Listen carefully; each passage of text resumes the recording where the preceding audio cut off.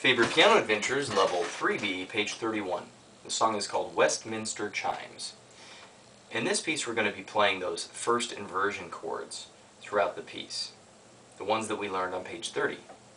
At the top of the page they have a warm-up with you playing sixths in intervals. So remember, intervals are the distance between two notes. So seconds, third, fourth, fifth, sixth, seventh, and then an octave. So we're going to be playing the sixths. But they want you to do it with one hand, like this, 1 and 5.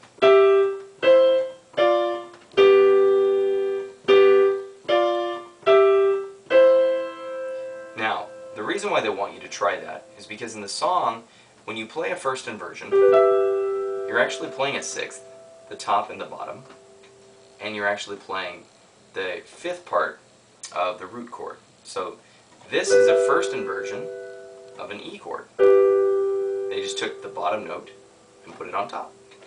So we're actually playing a sixth if we get rid of that part.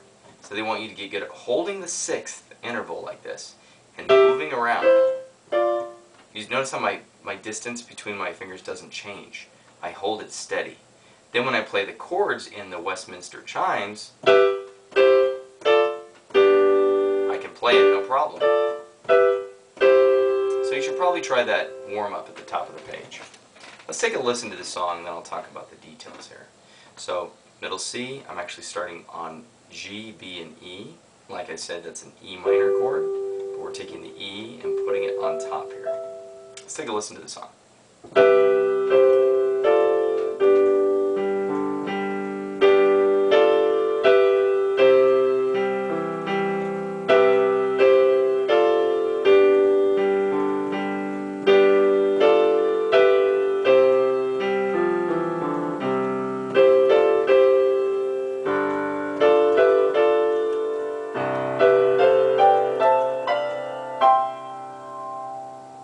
Okay, so we're holding these intervals, these sixes, when we play first inversion chords.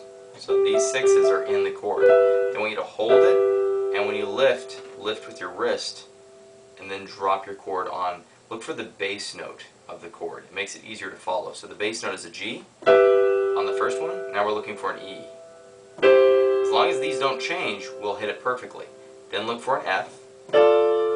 Then look for the low B. Hit the low B one again. Look for the F now. The G.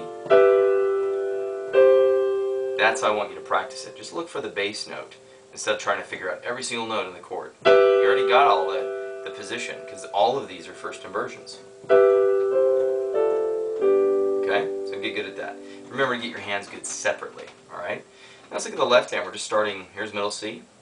Starting in the bass C position on C and G, then playing G, D, G, G, then C, G, E, G, then C and G, G, D, G, G, and then playing C, then G, F, E, D, C and G, G and D, and then coming down here to the low bass C and G, and just hold it.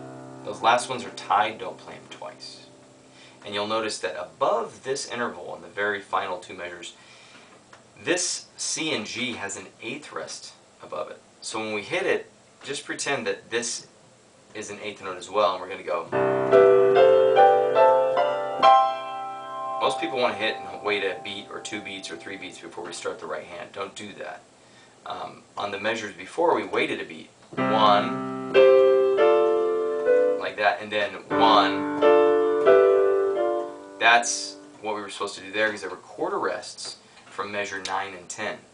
But on measure 11, there was an eighth rest above that interval. That means we hit just a half. 1 and 2 and 3 and like that, okay? So be careful on that last measure. Alright, so you've heard it, and I went over all the details, so I think you're ready to go. Good luck with Westminster Chimes.